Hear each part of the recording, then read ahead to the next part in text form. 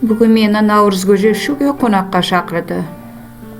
Үстіме қазақтың әдемі ұлттық киімін кидім, әшекейлерім тақтым. Сөйтіп қонаққа жиналып жатырмын.